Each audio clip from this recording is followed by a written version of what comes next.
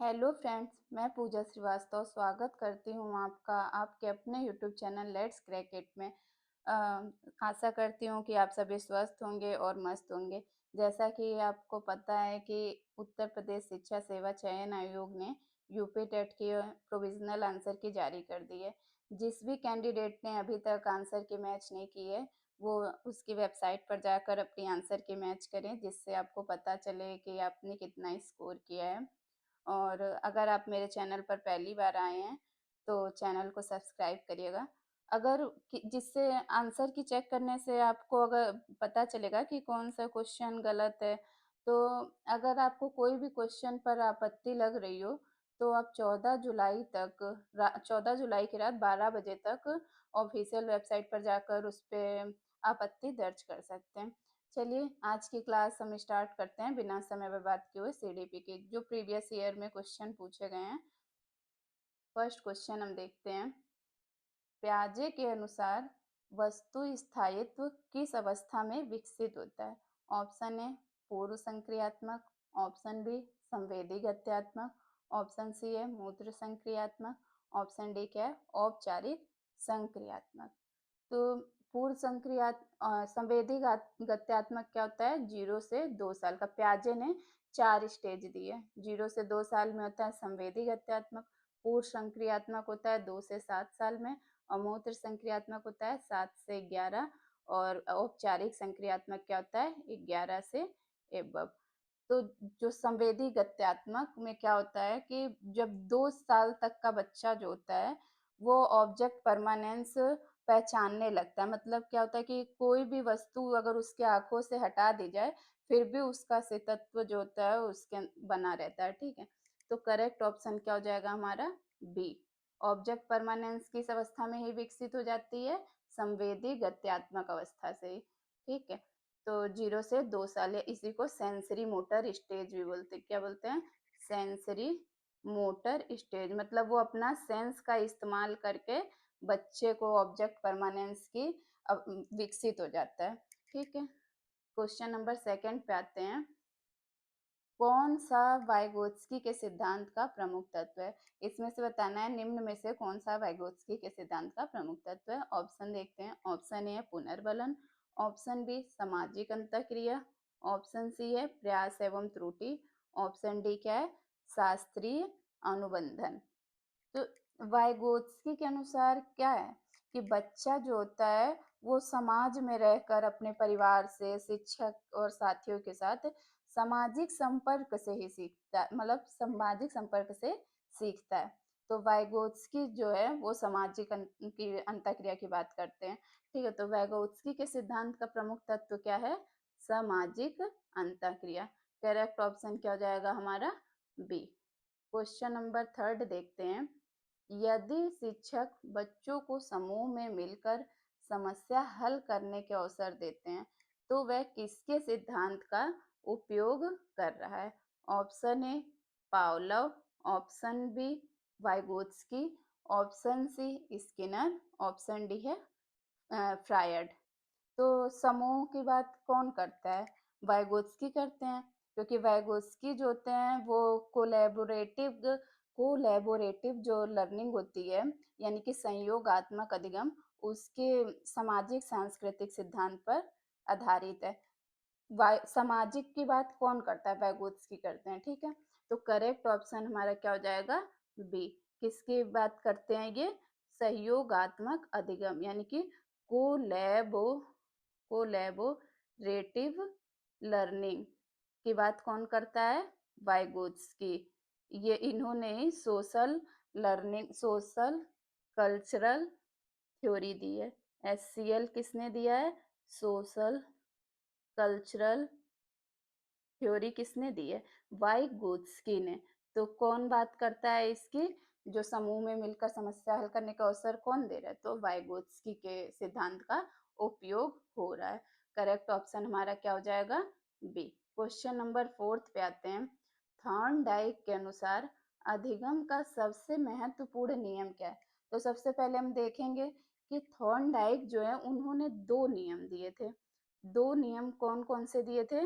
पहला तो दिया था मुख्य नियम, जो मुख्य नियम कितने हैं? 3 हैं। मुख्य नियम कितने हैं? 3 हैं, जिसमें अभ्यास, प्रभाव और तत्परता का नियम शामिल है। और 5 जो है उन्होंने गौड़ नियम दिए थे। 5 कितने नियम दिए थे? 5 नियम गौड़ के दिए थे, ठीक है? तो मुख्य नियम में कितने आते हैं?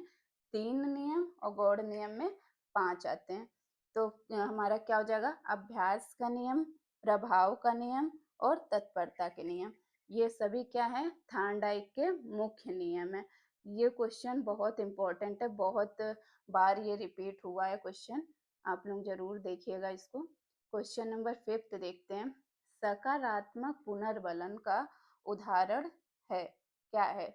ऑप्शन ए गलत उत्तर पर डांटना, ऑप्शन बी है सही उत्तर पर प्रशंसा करना, ऑप्शन सी है गृह कार्य ना करने पर दंड देना, ऑप्शन डी क्या है? कक्षा से बाहर निकालना। तो गलत उत्तर पर डांटना, इसमें तो बच्चे को डांटा जा रहा है, तो ये भी क्या है? निगेटिव रीइंफोर्समेंट है। और गृह कार्य ना करने पर दंड दिया जा रहा है, बच्चे को दंड भी नहीं देना है, तो ये भी क्या है? निगेटिव रीइंफोर्समेंट है। कक्षा से बाहर निकलना, ये भी निगेटिव रीइंफोर्समेंट के उदाहरण है। ये क्या है? निगेटिव रीइंफोर्समेंट, ठीक है? तो हमारा करेक्ट आंसर क्या हो जाएगा? सही उत्तर पर प्रशंसा करना। ये क्या है? सकारात्मक पुनर्बलन का उदाहरण है, ठीक है? अगर बच्चा कोई व्यवहार कर रहा है, अच्छा व्यवहार, उसके बाद अगर हम उसको पुरस्कार दे रहे हैं या प्रशंसा कर रहे हैं, तो ये क्या है? सकारात्मक पुनर्बलन कहलाता है। जिससे वह क्या करेगा? अगर उसकी हम प्रशंसा करेंगे तो वो फिर से वही काम करेगा, ठीक है? तो करेक्ट ऑप्शन हमारा बी हो जाएगा। क्वेश्चन नंबर 6 देखते हैं। एक बच्चा है, परीक्षा में कम अंक लाता है, तो शिक्षक का सबसे उपयुक्त व्यवहार क्या होगा? ऑप्शन देखते हैं। ऑप्शन ए है दंड देना, ऑप्शन बी है अन्य बच्चों से तुलना करना, ऑप्शन सी है त्रुटियों का विश्लेषण करके सुधार में सहायता करना, ऑप्शन डी क्या है? अनदेखा करना। कोई बच्चा है, अगर वो परीक्षा में कम अंक लाया है, तो हम उसको अनदेखा तो नहीं करेंगे और दूसरे बच्चों से कभी तुलना भी नहीं करनी चाहिए, जिससे ये निगेटिव रेनफोर्समेंट होता है, ठीक है? दंड भी नहीं देना चाहिए, बच्चा डीमोटिवेट हो जाएगा। अगर हम उस बच्चे का देखेंगे, बच्चे को कि क्यों बच्चा कम नंबर लाया है, तो उसकी हम जो त्रुटियां हैं उसका विश्लेषण करके उसके कार्य में सुधार करेंगे, ठीक है? तो क्या शिक्षक का कार्य केवल दंड देना नहीं होता है, बल्कि बच्चे की जो कठिनाइयां आ रही हैं उसको समझकर उसके सुधार करने में सहायता करना है। करेक्ट ऑप्शन क्या हो जाएगा हमारा? सी। ओके, क्वेश्चन नंबर 7 पे आते हैं। गार्डनर के अनुसार निम्न में से कौन सी बुद्धि है? ऑप्शन देखते हैं। ऑप्शन ए क्या दे रखा है? भाषाई बुद्धि, ऑप्शन बी क्या है? संगीतात्मक बुद्धि, ऑप्शन सी है अंतर्वैयक्तिक बुद्धि, ऑप्शन डी क्या है? उपयुक्त सभी। तो सबसे पहले देखेंगे हार्वर्ड गार्डनर जो है उन्होंने क्या बताया? बुद्धि जो होती है केवल एक प्रकार की नहीं होती है, बल्कि कई प्रकार की होती है। जैसे भाषाई बुद्धि, संगीतात्मक बुद्धि, ठीक है? और अंतर्वैयक्तिक बुद्धि, ये सब क्या है? गार्डनर के अनुसार बुद्धि। तो क्या हो जाएगा हमारा? उपयुक्त सभी। गार्डनर ने ही बहुबुद्धि का सिद्धांत दिया है। बहुबुद्धि का सिद्धांत किसने दिया है? गार्डनर ने, ठीक है? तो हमारा करेक्ट ऑप्शन क्या हो जाएगा? डी हो जाएगा। गार्डनर जो है उन्होंने बहुबुद्धि के सिद्धांत का प्रतिपादन किया है। इन्होंने कहा कि बुद्धि जो होती है केवल एक ही नहीं होती है, कि मल्टीपल इंटेल मतलब बहुबुद्धि होती है, ठीक है? तो क्या होती है? भाषाई बुद्धि, संगीतात्मक बुद्धि, अंतर्वैयक्तिक बुद्धि। करेक्ट ऑप्शन हमारा क्या हो जाएगा? डी। क्वेश्चन नंबर 8 पे आते हैं। समावेशी शिक्षा में शिक्षक को क्या करना चाहिए? ऑप्शन देखते हैं। ऑप्शन ए है कि सभी को एक जैसा कार्य देना चाहिए, ऑप्शन बी क्या है? बच्चों की आवश्यकता के अनुसार शिक्षण में बदलाव करना चाहिए, ऑप्शन डी क्या है? कि केवल मेधावी छात्रों पर ध्यान देना चाहिए, ऑप्शन डी दिव्यांग बच्चों को अलग बैठाना चाहिए। तो सबसे पहले ये देखेंगे कि समावेशी शिक्षा होती क्या है? समावेशी शिक्षा जो है, उसमें क्या होता है कि सभी बच्चों को उनकी क्षमता व आवश्यकता के अनुरूप सिखाया जाता है। मतलब किसी भी बच्चे में बिना किसी भी भेदभाव के एक ही क्लासरूम में उनको शिक्षा दी जाती है। जो उनकी आवश्यकता है, उनके अनुरूप बच्चों में चेंज नहीं किया जाता है, हम शिक्षण पद्धति में चेंज किया जाता है। तो क्या होगा, बच्चों की आवश्यकता के अनुसार शिक्षण में बदलाव करना क्या होता है, समावेशी शिक्षा में शिक्षक की भूमिका होती है। ठीक है, करेक्ट ऑप्शन हमारा क्या हो जाएगा, बी। अगर आपको सेशन पसंद आ रहा हो तो लाइक जरूर करिएगा आप लोग, और शेयर करिएगा अपने दोस्तों के साथ जो भी सीटेट या टीचिंग के एग्जाम की तैयारी कर रहे हैं। क्वेश्चन नंबर 9 देखते हैं हम लोग। सीखना सबसे अधिक प्रभावी कब होता है? जब छात्र निष्क्रिय हो, ऑप्शन बी छात्र स्वयं गतिविधि में भाग ले, ऑप्शन सी केवल शिक्षक बोले, ऑप्शन डी क्या है, केवल परीक्षा हो। तो हमारा करेक्ट ऑप्शन क्या हो जाएगा? अगर देखिए, सीखना कब अधिक प्रभावी होगा? जब छात्र जो होता है, मतलब बच्चा, अगर वो गतिविधियों में पार्टिसिपेट करे, इसीलिए स्कूलों में देखे होंगे कि प्ले प्ले कराया जाता है, डिस्कशन कराया जाता है, ग्रुप डिस्कशन, जिससे बच्चा क्या है, अलग अलग एक्टिविटी कराई जाती है कि बच्चा जो है खुद गतिविधि करके सीखे।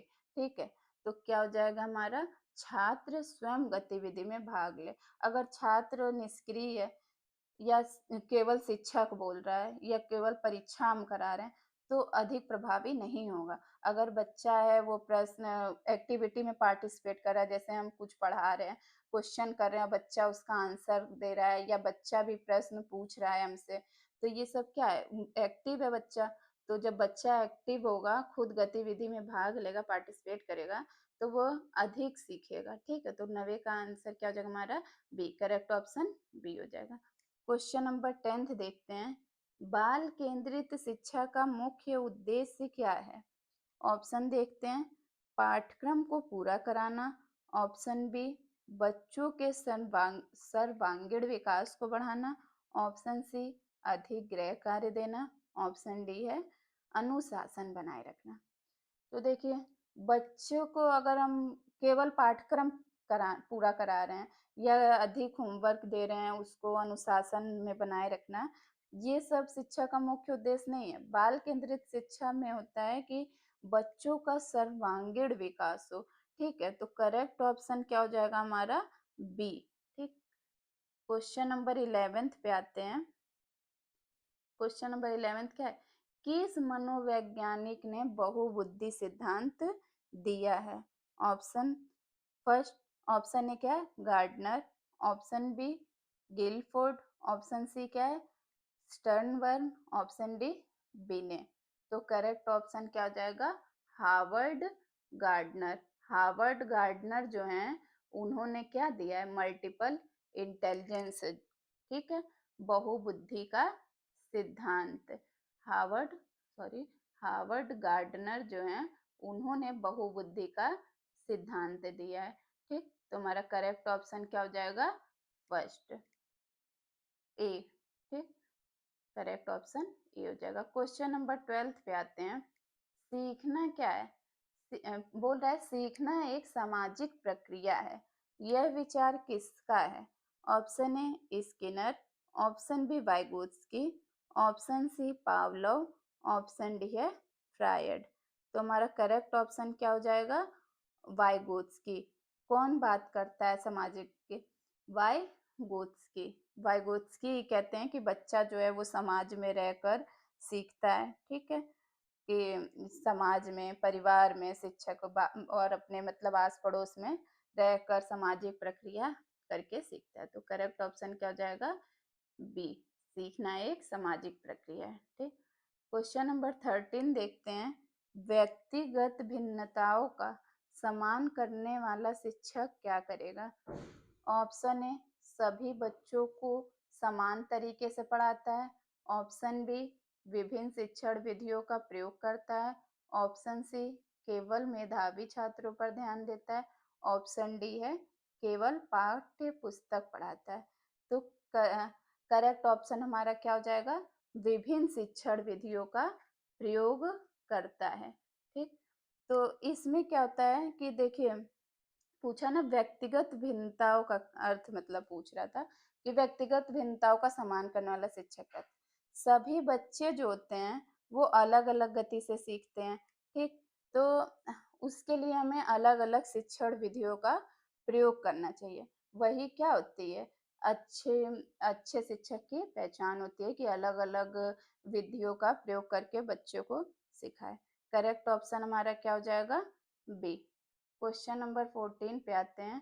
फॉर्मेटिव असेसमेंट का पूछ रहा है कि फॉर्मेटिव असेसमेंट जो है उसका उद्देश्य क्या है। ऑप्शन देखते हैं। केवल अंक देना, ऑप्शन बी अधिगम में सुधार करना, ऑप्शन सी है चयन करना, ऑप्शन डी रैंक देना। तो फॉर्मेटिव असेसमेंट होता है क्या? ये क्या होता है, फॉर्मेटिव असेसमेंट जो होता है यह मूल्यांकन पढ़ाई के दौरान ही किया जाता है ताकि शिक्षक जो है वो समय पर बच्चों की कठिनाई को पहचान कर उन्हें दूर कर सके। तो फॉर्मेटिव असेसमेंट क्यों होता है? अधिगम में सुधार करने के लिए। करेक्ट ऑप्शन क्या हो जाएगा हमारा? बी। ठीक है, केवल अंक देना या रैंक देना, उसका चयन करना, ये फॉर्मेटिव असेसमेंट का उदाहरण नहीं है। क्या है? अधिगम में सुधार करना। क्वेश्चन नंबर 15 देखते हैं। बच्चों की जिज्ञासा को शिक्षक को क्या करना चाहिए? ठीक है, ऑप्शन देखते हैं। ऑप्शन दे रखा है दबाना चाहिए, ऑप्शन बी प्रोत्साहित करना चाहिए, ऑप्शन सी है अनदेखा करना चाहिए, ऑप्शन डी दंड देना चाहिए। सॉरी, जिज्ञासा जो होती है बच्चों की, मतलब सीखने का सबसे बड़ा आधार होता है। शिक्षक को बच्चों के प्रश्नों का स्वागत करना चाहिए। बच्चों के जिज्ञासा को शिक्षक को क्या करना चाहिए? प्रोत्साहित करना चाहिए। अगर बच्चे के अंदर जितनी अधिक जिज्ञासा होगी किसी भी चीज को सीखने के लिए, तो वह और अच्छे से सीखेगा। बच्चा अगर मोटिवेट होगा तो वह कार्य को आसानी से समझ सकेगा और अच्छे से कर सकेगा। इसलिए शिक्षक को बच्चे को प्रोत्साहित करना चाहिए। करेक्ट ऑप्शन क्या हो जाएगा हमारा? बी। आइए क्वेश्चन नंबर 16 देखते हैं। यदि बच्चा गलत उत्तर देता है तो शिक्षक को क्या करना चाहिए? ऑप्शन ए डांटना चाहिए, ऑप्शन बी सही उत्तर बताकर कारण समझाना चाहिए, ऑप्शन सी है कक्षा से बाहर निकाल देना चाहिए, ऑप्शन डी उपहास करना चाहिए। देखिए, सबसे पहले जो गलतियाँ होती हैं वो हमारे सीखने की प्रक्रिया का ही हिस्सा होती हैं, ठीक है? तो जो टीचर है उसको हमेशा पॉजिटिव फीडबैक देना चाहिए। अगर हम बच्चे को डाँट देंगे या क्लासरूम से बाहर निकाल देंगे, उसका मज़ाक उड़ाएँगे, तो वह बच्चे के अंदर भय आ जाएगा और वह आसानी से सीख नहीं पाएगा। तो हमें टीचर को क्या करना चाहिए कि बच्चे को सही उत्तर बताकर और उसका कारण समझाना चाहिए। करेक्ट ऑप्शन क्या हो जाएगा हमारा? बी। क्वेश्चन नंबर 17 देखते हैं। सीखने का सर्वोत्तम उदाहरण सर्वोत्तम वातावरण क्या है? ऑप्शन ए भययुक्त, ऑप्शन बी सहयोगात्मक और सुरक्षित, ऑप्शन सी क्या है दंडात्मक, ऑप्शन डी है प्रतियोगी। तो बच्चा कब अच्छे से सीखेगा? जब बच्चा जो है वो उसको किसी चीज का डर ना हो, ठीक है, वो सहयोगात्मक और सुरक्षित महसूस करेगा तो वह आसानी से सीखेगा। तो करेक्ट ऑप्शन क्या हो जाएगा हमारा? बी। ठीक है, जहाँ बच्चा बिना डर के प्रश्न पूछ सके और सीख सके तो वही क्या है? सर्वोत्तम अधिगम का वातावरण होता है। ठीक है, क्वेश्चन नंबर 18 पे आते हैं। कोहल वर्ग का सिद्धांत किससे संबंधित है? ठीक, ऑप्शन क्या दे रखा है? ऑप्शन ए नैतिक विकास, ऑप्शन बी भाषा विकास, ऑप्शन सी बुद्धि, ऑप्शन डी क्या है व्यक्तित्व। तो कोहलबर्ग ने कौन सा नैतिक विकास का सिद्धांत दिया ना, इसमें कोहलबर्ग ने क्या बताया है? बच्चों में सही गलत की, बच्चे जो हैं उनमें सही गलत की विभिन्न समझ विकसित हो जाती है। ठीक है, बच्चों में सही गलत की, क्या सही है क्या गलत है, ठीक, ये समझ विकसित हो जाती है, सही गलत करने की समझ विकसित हो जाती है। तो कोहलबर्ग ने क्या दिया है? नैतिक विकास का सिद्धांत। ठीक, करेक्ट ऑप्शन हमारा क्या हो जाएगा? ए। क्वेश्चन नंबर 19 पे आते हैं। प्याजे के अनुसार 7 से 11 साल की अवस्था क्या है? ऑप्शन ए संवेदी गत्यात्मक, ऑप्शन बी पूर्व संक्रियात्मक, ऑप्शन सी मूत्र संक्रियात्मक, ऑप्शन डी क्या है? औपचारिक संक्रियात्मक।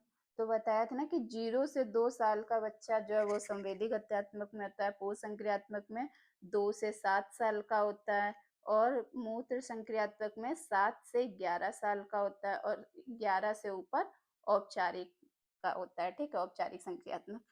तो पूछा है प्याजे के अनुसार 7 से 11 साल की अवस्था क्या कहलाती है? तो 7 से 11 साल की अवस्था क्या कहलाती है? मूत्र संक्रियात्मक। इस अवस्था में क्या होता है कि बच्चा जो होता है वो तर्क करना शुरू कर देता है। बच्चा क्या करता है? तर्क करना शुरू करता है। ठीक, तर्क करना शुरू कर देगा बच्चा। और क्या करता है? कंजर्वेशन जैसी अवधारणाएं समझता है। ठीक, कंजर्वेशन जो होती है, संरक्षण जिसको बोलते हैं, वो अवधारणाएं समझता है। ठीक, तो हमारा करेक्ट ऑप्शन क्या हो जाएगा? सी हो जाएगा। ठीक, करेक्ट ऑप्शन हमारा सी हो जाएगा। देखिए, क्वेश्चन नंबर हम 20 पे आते हैं। Correct option C. Question number 20 पे आते हैं। सीखने को स्थायी बनाने के लिए आवश्यक है। पूछ रहा है सीखने को स्थायी बनाने के लिए क्या आवश्यक है? ठीक, ऑप्शन ए दंड, ऑप्शन बी क्या है? ऑप्शन बी पुनर्बलन, ऑप्शन सी तुलना, ऑप्शन डी क्या दे रखा है? प्रतियोगी। तो करेक्ट ऑप्शन हमारा क्या होगा? पूछ रहा है कि सॉरी, सीखने को स्थायी बनाने के लिए क्या आवश्यक है? दंड की, पुनर्बलन की, तुलना की, प्रतियोगिता। तो हमारा करेक्ट ऑप्शन क्या होगा? पुनर्बलन। अगर हम किसी को दंड दे रहे हैं या किसी से तुलना कर रहे हैं तो वो आसानी से नहीं सीख सकता है। ठीक है, अगर हम उसको रीइंफोर्समेंट या पुनर्बलन दे रहे हैं तो वो आसानी से सीख रहा है। ठीक है, स्थायी बनाने के लिए आवश्यक होता है। करेक्ट ऑप्शन हमारा क्या हो जाएगा? सी। क्वेश्चन नंबर 21 पे आते हैं। सीटेट के अनुसार एक अच्छा शिक्षक कैसा होता है? ठीक, ऑप्शन ए बच्चों में डर पैदा करता है, ऑप्शन बी बच्चों को सीखने के अवसर प्रदान करता है, ऑप्शन सी है केवल परीक्षा लेता है, ऑप्शन डी केवल व्याख्यान देता है। तो क्या बच्चों में डर पैदा करना या केवल परीक्षा लेना या केवल व्याख्यान देना, ये एक अच्छे शिक्षक का गुण नहीं होता है। बच्चों को सीखने के अगर अवसर प्रदान कर रहा है, ये क्या है? एक अच्छे शिक्षक के गुण है। ठीक है, तो सीटेट के अनुसार एक अच्छा शिक्षक क्या होता है? जो बच्चों को सीखने के अवसर प्रदान करता है। करेक्ट ऑप्शन क्या हो जाएगा हमारा? बी। क्वेश्चन नंबर 22 पे आते हैं। पूछ रहा है कंस्ट्रक्टिविज्म के अनुसार, यानी कि जो रचनावाद है, रचनावाद के अनुसार क्या होता है? ठीक है, अनुसार ज्ञान क्या है? ए शिक्षक द्वारा दिया जाता है, बी विद्यार्थी स्वयं निर्मित करता है, ऑप्शन डी केवल परीक्षा से प्राप्त होता है। तो रचनावाद के अनुसार क्या होता है? रचनावाद के अनुसार जो बच्चा होता है वो अपने अनुभव और गतिविधियों के माध्यम से स्वयं ज्ञान का निर्माण करता है। ठीक है, रचनावाद ये विश्वास करते हैं जो बच्चा होता है वो अपने ज्ञान का सृजन खुद करता है और टीचर जो होता है वो एक सुविधाजनक के रूप में कार्य करता है। ठीक है, तो ऑप्शन क्या था? ऑप्शन बी हमारा विद्यार्थी स्वयं निर्मित करता है। ठीक है, ज्ञान जो है वो रचनावाद के अनुसार विद्यार्थी स्वयं निर्मित करता है। करेक्ट ऑप्शन क्या हो जाएगा हमारा? बी। केवल पुस्तक में होना या केवल परीक्षा से प्राप्त होना या केवल शिक्षक द्वारा नहीं दिया जाता है, ये सब ऑप्शन गलत है। ठीक है, तो करेक्ट ऑप्शन हमारा बी हो गया। क्वेश्चन नंबर 23 पे आते हैं। पूछ रहा है कक्षा में प्रश्न पूछने का मुख्य उद्देश्य क्या है? ऑप्शन ए अनुशासन बनाए रखना, ऑप्शन बी चिंतन एवं समझ विकसित करना। ऑप्शन डी है ऑप्शन सी है समय देना। ऑप्शन डी क्या है? अंक देना। तो केवल क्लासरूम में अनुशासन बनाए रखना या समय बिताने के लिए या अंक देने के लिए प्रश्न पूछने का मुख्य उद्देश्य नहीं होता है। प्रश्न क्लासरूम में क्यों पूछा जाता है? जिससे बच्चे की समझ के बारे में पता चल सके कि वो क्या सोच रहा है, ठीक है? कितना सीख रहा है बच्चा, तो सीखने में सुधार करने के लिए कि जो भी उसको कठिनाइयाँ आ रही हैं, अगर हम उससे प्रश्न पूछेंगे तो कोई आंसर वो बताएगा, कुछ नहीं बताएगा, उससे उसकी हम समझ जान पाएँगे। तो इससे क्या होगा? चिंतन एवं समझ उसकी विकसित होगी। तो करेक्ट ऑप्शन क्या हो जाएगा हमारा? बी। क्वेश्चन नंबर 24 पे आते हैं। अधिगम का सबसे महत्वपूर्ण प्रेरक क्या होता है? ठीक है? ऑप्शन ए भय, ऑप्शन बी है जिज्ञासा, ऑप्शन सी दंड, ऑप्शन डी क्या है? प्रतियोगिता।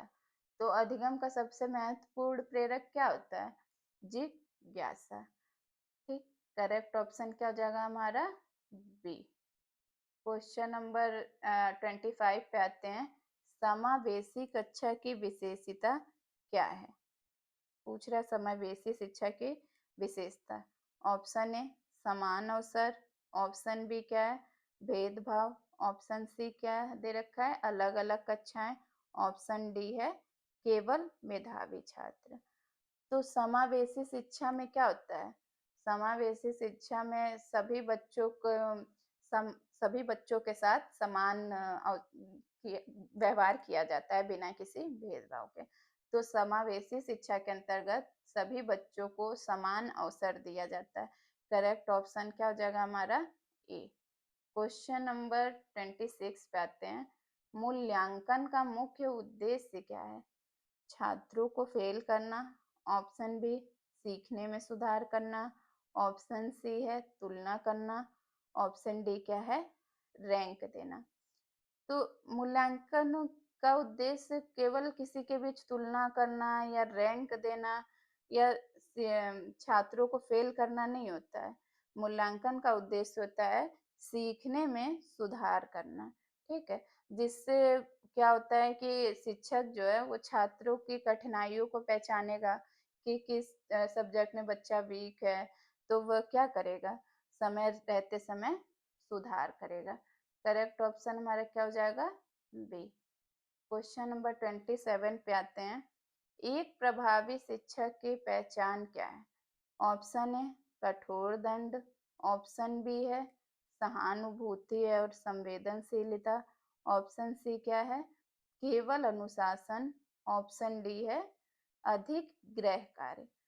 तो कठोर दंड देना या केवल अनुशासन में बच्चों को बनाए रखना और अधिक गृह कार्य देना एक प्रभावी शिक्षक की ये पहचान नहीं होती है। प्रभावी शिक्षक वो होता है जो बच्चों के प्रति संवेदनशील हो और बच्चों के प्रति सहानुभूति रखे। तो करेक्ट ऑप्शन हमारा क्या हो जाएगा? सहानुभूति एवं संवेदनशीलता। Correct option B. Question number 28 पे आते हैं। दे रखा है कि सीटेट में सीडीपी का मुख्य उद्देश्य क्या है? ऑप्शन ए केवल सिद्धांत याद करना, ऑप्शन बी केवल विकास एवं अधिगम की समझ विकसित करना, ऑप्शन सी केवल आईक्यू मापना, ऑप्शन डी क्या है? केवल मनोवैज्ञानिकों के नाम याद करना। तो जो सीडीपी का उद्देश्य होता है, यह देखना होता है कि जो शिक्षक है, बच्चों की सीखने की प्रक्रिया और विकास को कितना समझ रहा है।